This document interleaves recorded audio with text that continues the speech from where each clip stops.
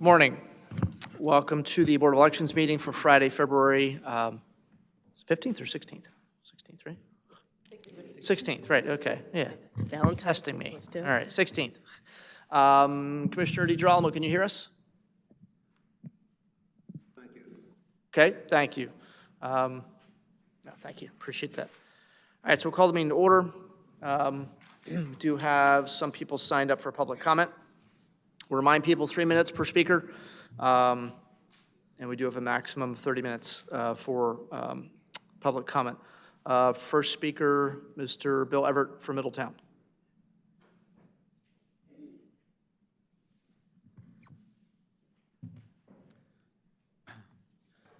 My name is Bill Everett, and I am a committeeman in Middletown Township. This morning, I will comment on the PA statute that requires 2% or 2,000 vote recounts. First, I will reference the statute. Then I will cite the 2023 Department of State directive concerning the use of electronic voting, and I'll close with a cost-effective recommendation.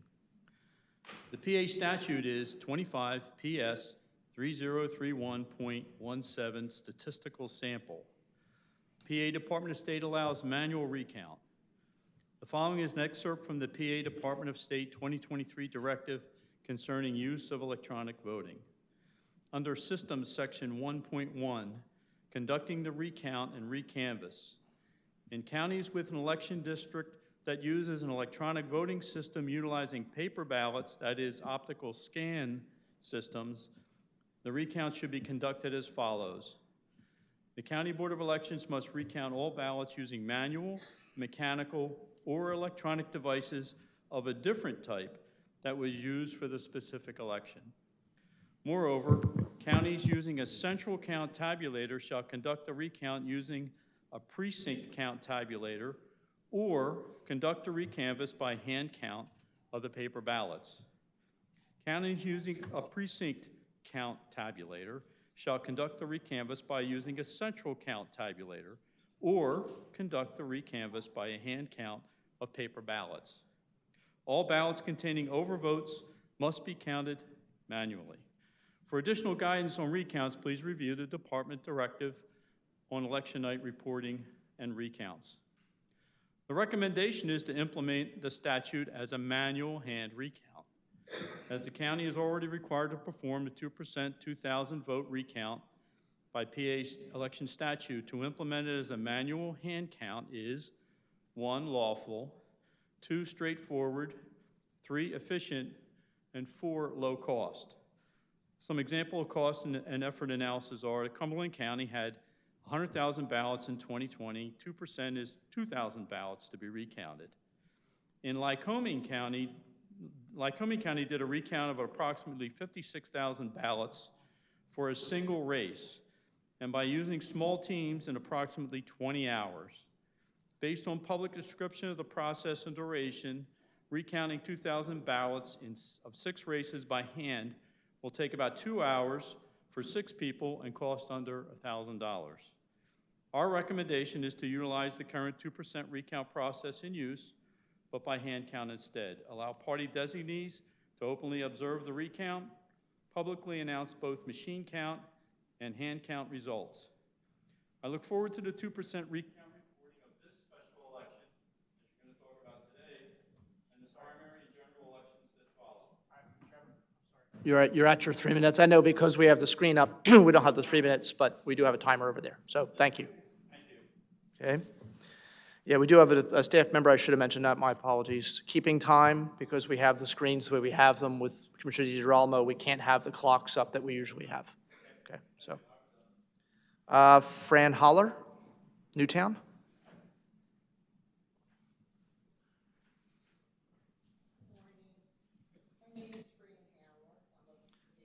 I'm sorry, Miss, can you just pull that microphone a little further down so Commissioner DiGirolamo can hear you? Thank you. Okay. My name is Fran Haller. I'm a committee woman in Newtown Township, District 7. I've door knocked for the past 2 primary and general elections. When I suggest to voters that if they don't think they can make it to the poll, that they can apply for a mail-in ballot, I got many negative responses. There's clearly a distrust of the mail-in ballot system. One way to address this concern and instill confidence is to hand count all mail-in and absentee ballots at the precinct level. It's difficult to convince voters that there is proper oversight at a large counting facility where tens of thousands of ballots are counted in a flurry of activity. A constituent from my district volunteered to observe the counting at the Board of Elections in 2022. He said the opening of envelopes and feeding them into a machine was taking place so fast, observers couldn't keep up with it. He felt at a loss as to what he should be actually observing. Also, I think we can agree that in a large venue for counting tens of thousands of ballots, there's a greater chance for human error and possibly fraud. Compare this to smaller venues, the precincts, where bipartisan counters and observers can tally and confirm the results of the mail-in absentee ballots. As I mentioned, my district is Newtown Township 7, a fairly large district. If every registered voter in my district voted by mail-in or absentee ballot, we would be counting 2,050 ballots. I rounded it up. That's doable. I respectfully ask you that you consider implementing this procedure for the upcoming elections, especially for the 2024 general election. I'll soon be door knocking again. I'm sure my constituents would like to know how you respond to this suggestion. Thank you. Okay, thank you. Elizabeth Yaus, Northampton Township.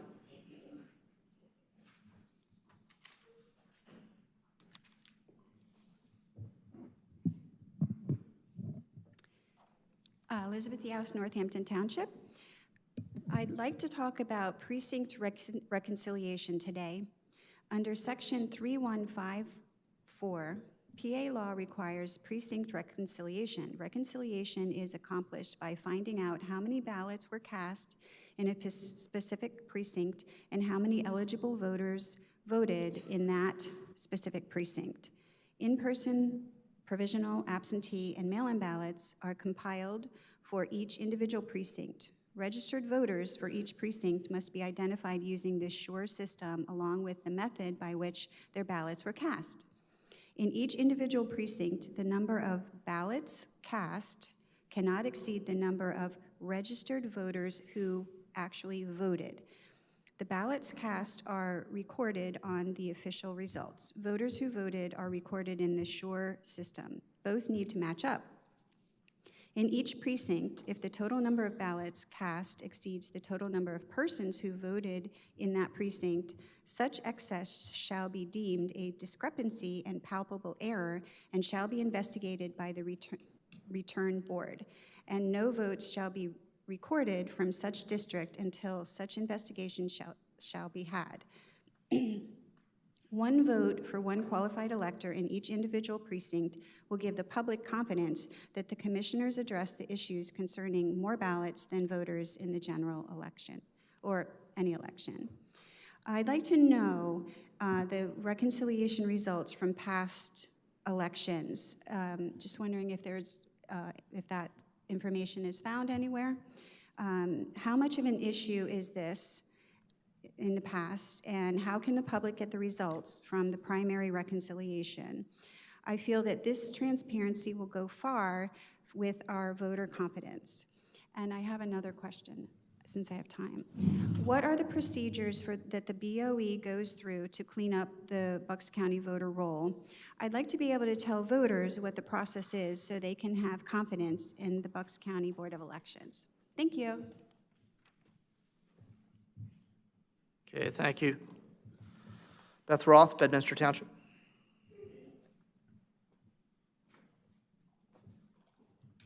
Good morning. Beth Roth, Bedminster Township. I've been reading recently the PA election law around Article 7, Section 1701, where it defines what an eligible voter is. So an eligible elector is someone who's 18 years of age, has been a citizen of the United States for 30 days, has resided in the state in which they're voting for 90 days, and has lived within the precinct in which they're voting for 30 days. So I was thinking about this. I was at the DMV a month ago to get my picture taken, and I needed to go through that automatic registration process for voting. I understand that the DMV gives licenses out to non-citizens. And so those people would become, those names would become part of the ERIC system. The ERIC system, I believe, and I don't understand all of this exactly, but I believe that the ERIC system is what feeds the SURE database, which is our database of eligible voters in Pennsylvania and Bucks County. So there are non-citizens whose names are being entered into ERIC and then I suppose SURE. And my question is, who's vetting those? How do we know that those people, that the non-citizens are not being included in the election? Are their names being blocked? Are they, does SURE flag them somehow? What we understand is that we are very concerned that every voter, every eligible voter who participates is given credit for participating, and every non-citizen who participates is not given credit for participating. And in reaching into those questions, we would have more confidence in knowing that our commissioners are doing everything they can, and our Board of Elections is doing everything they can to make sure that this is a process that we can trust. Thank you. Purcell Linden, Upper Makefield.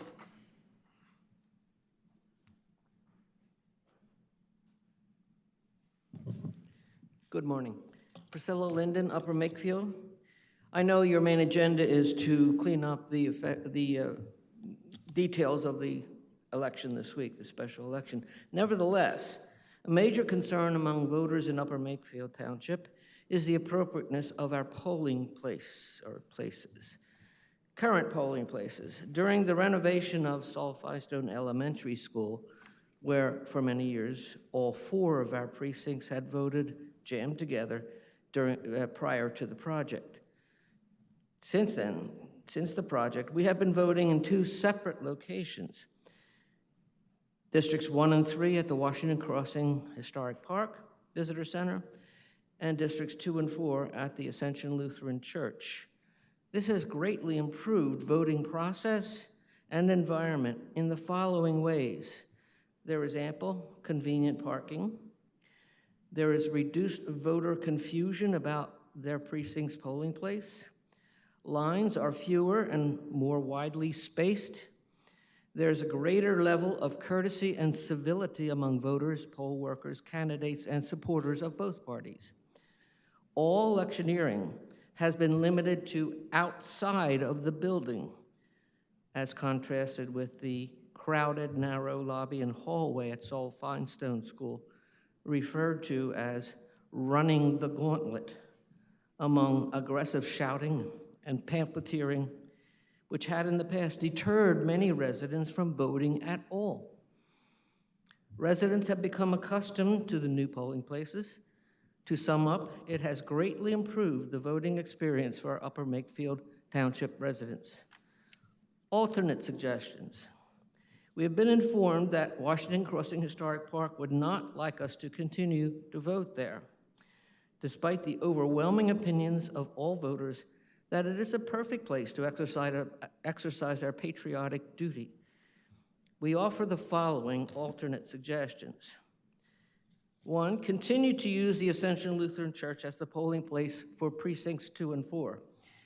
It is a delightful little church that could well benefit from more exposure to the public.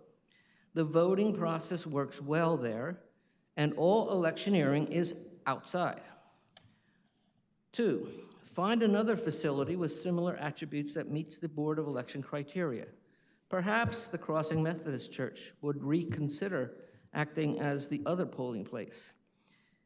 if, again, all electioneering were limited to outside of the building. We would need about 3, return the polling place for precincts 1 and 3 to South Finestone Elementary, but restrict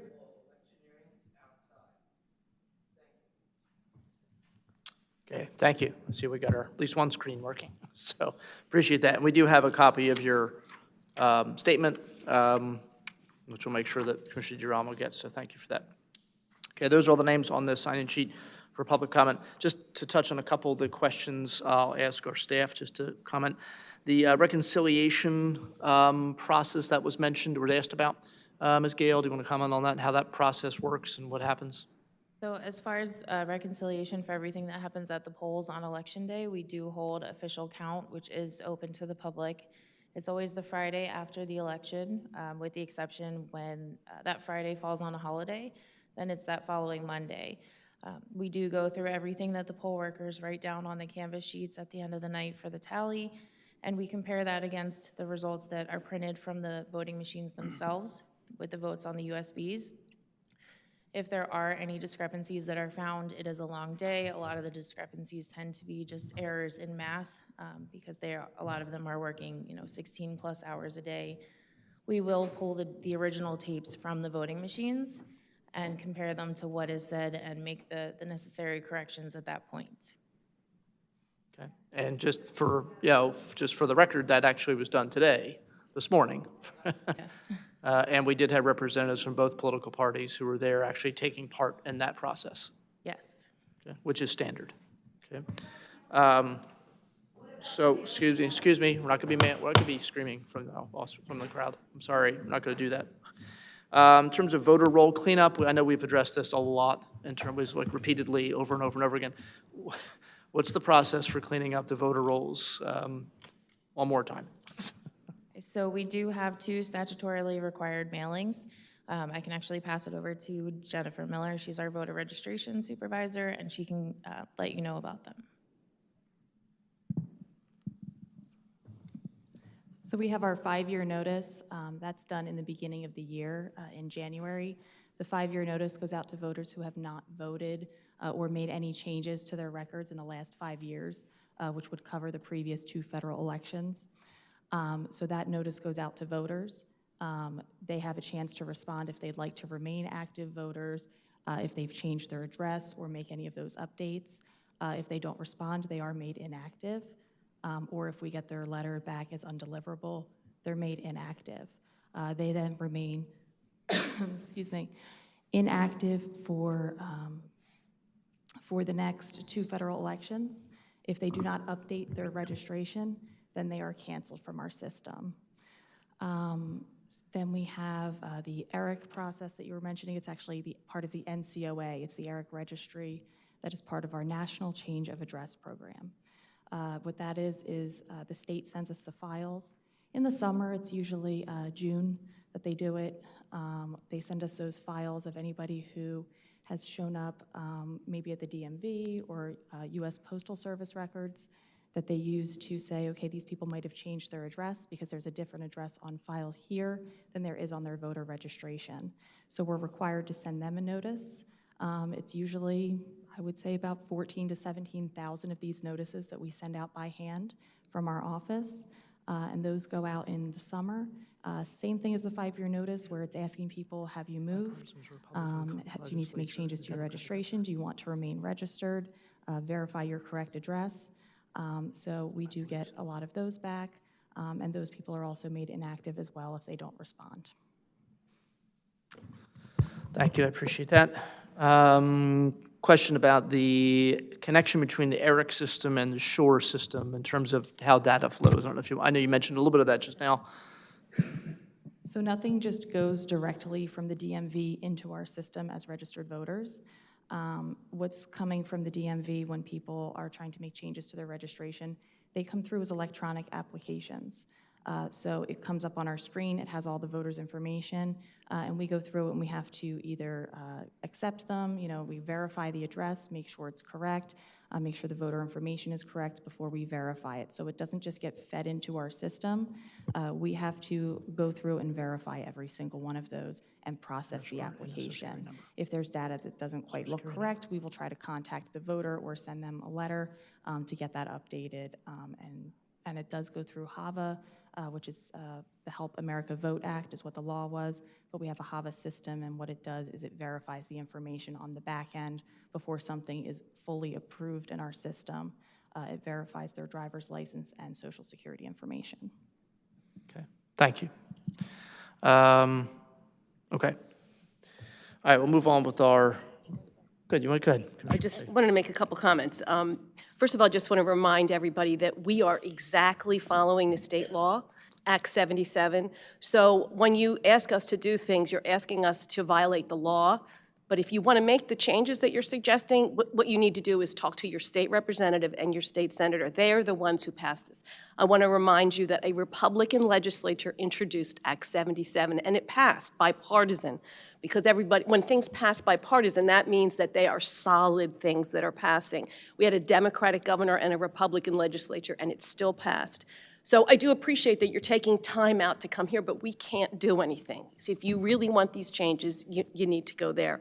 I would also remind you that only people who are here in this country that are non-citizens but are lawfully here, it's not just anybody, can go get a driver's license. And you just heard that there's all kinds of things in place. I also wanted to ask something. I'm trying to word this correctly because the things that are being presented, you're all presenting it very kindly, but it's not accurate. So I'm trying to find out where you're hearing some of these things that you're worrying about. So I would be happy to give you my email, and maybe you can connect me with those documents, because I'd like to trace it back and find out where this is all coming from. And I'd really like to work with you to get that figured out. So thank you. Thank you.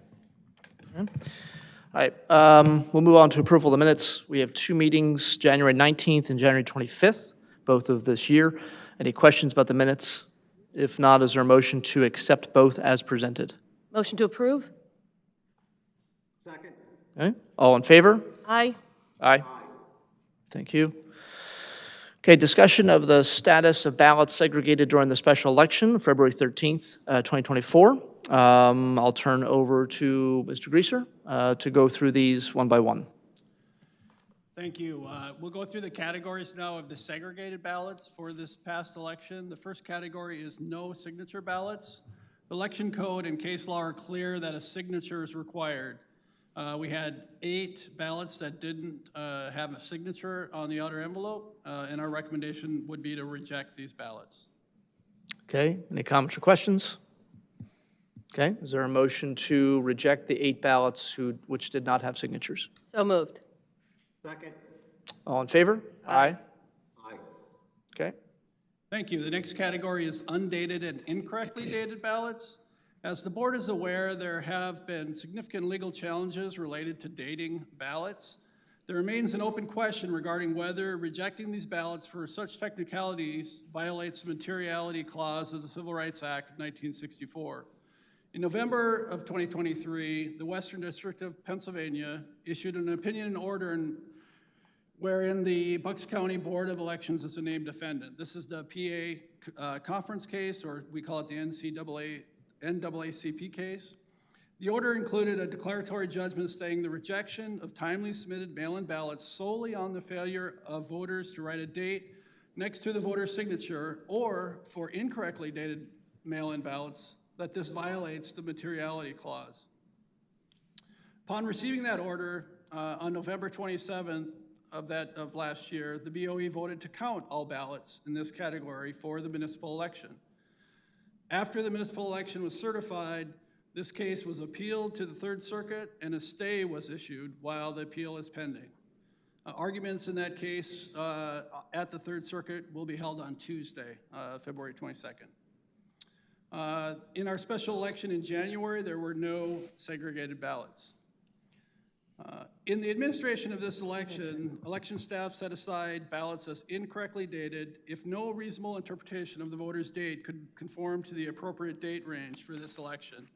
Those dates were January 22nd, 2024 to February 13th, election day. So we have two categories of ballots here. The undated ballots, we had 20 of those.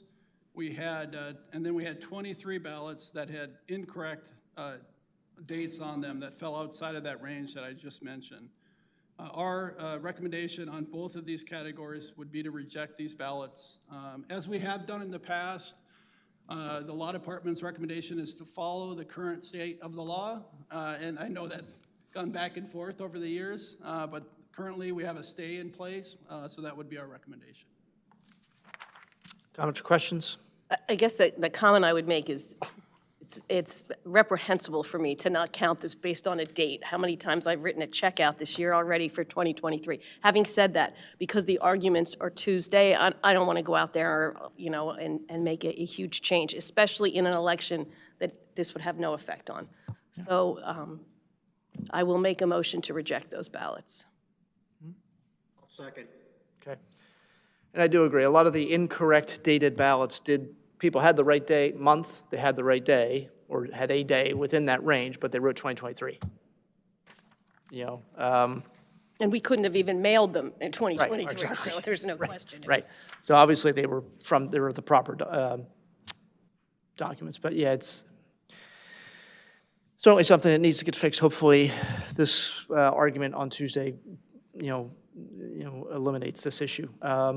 Motion made and seconded to reject these 43 ballots for incorrect or undated status. All in favor? Aye. Aye.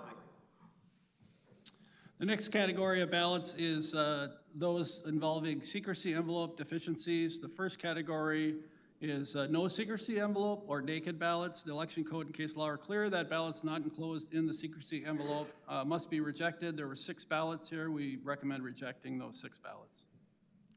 Okay, comments or questions? No? Okay.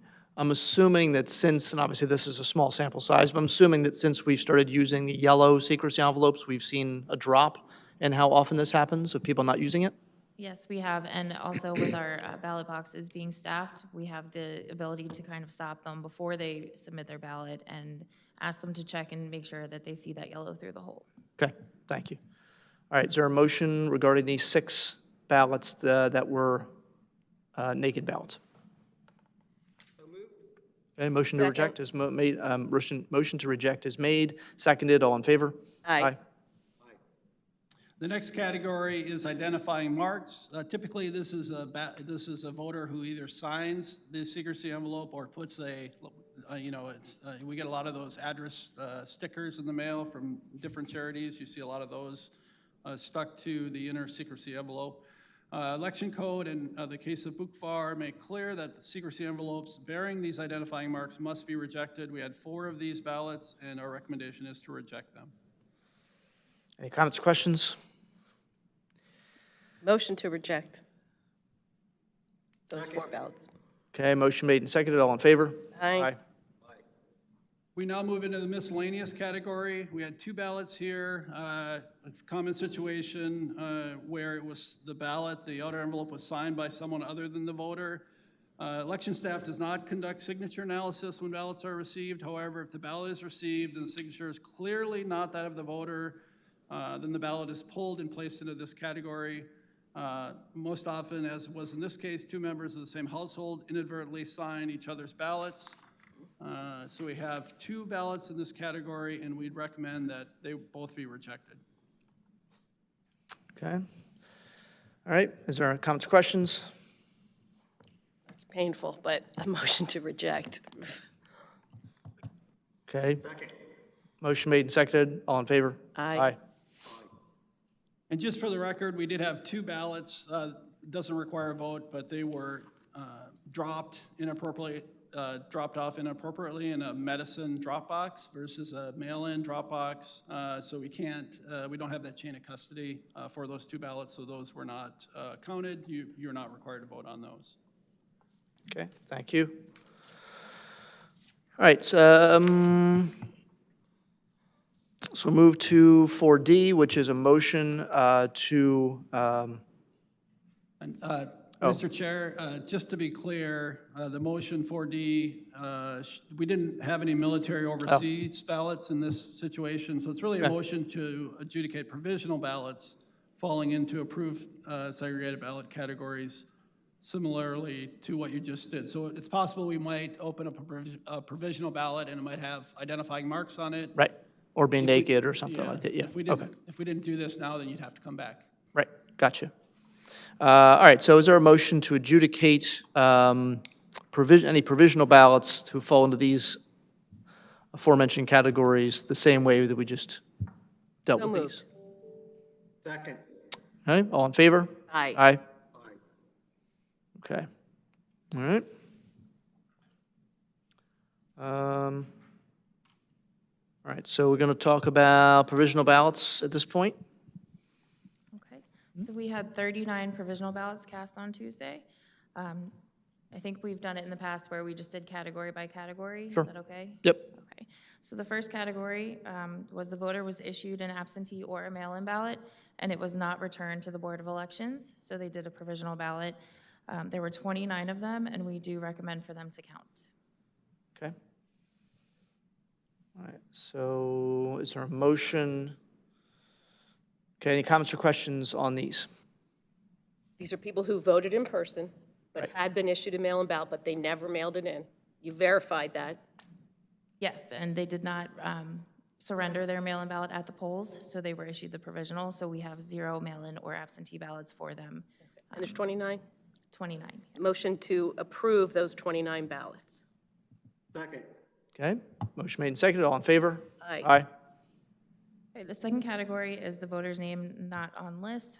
Basically, what happened was the father and the son share a name. The father was checked in under the son's name at the polls. He went first.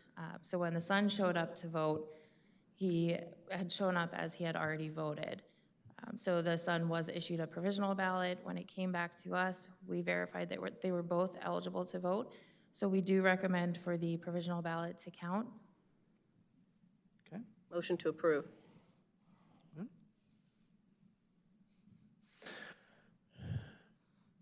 All right, motion to approve this one ballot provisional has been made. I'll second. All in favor? Aye. Aye, Aye. Okay, the third category is there was no secrecy envelope contained in the provisional ballot declaration envelope, and there were 4 of them, so we would recommend to not count them. Just a question, these were in different polling sites, so it's wasn't just a one practice at one place? 3 of them were the same, 1 was a different one. And we'll explain that to the judges of election for the Yes. next election. right, because that's basically the way this happens, is the judge of elections kind of made a mistake. Yes. Okay. So motion to reject. All right, motion to reject.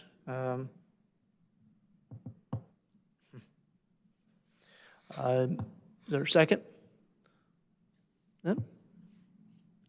I'll second. Okay, motion to reject these missing secrecy envelopes. Motion made and seconded. All in favor? Aye. Aye. Aye. Okay, the next category is the voter was issued the mail-in ballot, so they had to do a provisional ballot because they did not return it. However, the judge and minority inspector did not sign, so it was poll worker error. The recommendation is for this to not count because it does require the signatures on the declaration envelope. Didn't we count these one time before?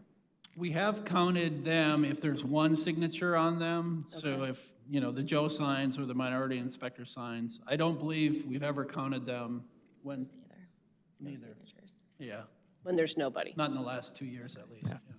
But this is sort of a judge of elections mistake. Yes. Okay. All right. Motion to reject. Okay, motion made and seconded. All in favor? Aye. Okay, the next category, there were 3 voters issued a mail-in ballot. We did receive their mail-in ballot. It was counted, so that would take priority over the provisional ballot. So we do recommend that these be rejected for that case. Okay. Motion to reject. Second. Motion reject made and seconded. All in favor? Aye. Aye. Aye. The last provisional ballot, the voter's name was not on the list. They just simply didn't register before the deadline. So they were not a registered voter in the precinct. Therefore, their provisional ballot would be recommended not to count. Okay. All right, okay, so, okay, motion, is there a motion to reject this one ballot? So moved. Second. All in favor? Aye. Okay, anything else? That is all of them. Okay, thank you, appreciate it. All right, so if there are no other issues before the board, yes, Mr. Chairman, just real quick. sure. I wanted to, I just want to thank our IT department, and I know Sean took the lead on this, and Kelly helped as well. I had a close friend that passed away that I needed to be at the funeral this morning, and the funeral was actually in Northeast Philadelphia, so there's just no way I could have made it up to Doylestown in time to be at the vote on these what really are important issues. So I just was able to make it back in a few minutes before you started, so I want to thank our IT department for the great job that they did. I could hear perfectly, I could see everything, and a special thanks to Sean and Kelly for helping set this up. Thank you. Okay, thank you. Yeah, thank IT, nice job, as always. All right, is there a motion to adjourn? So moved. Second. All in favor? Aye. Aye. Thank you.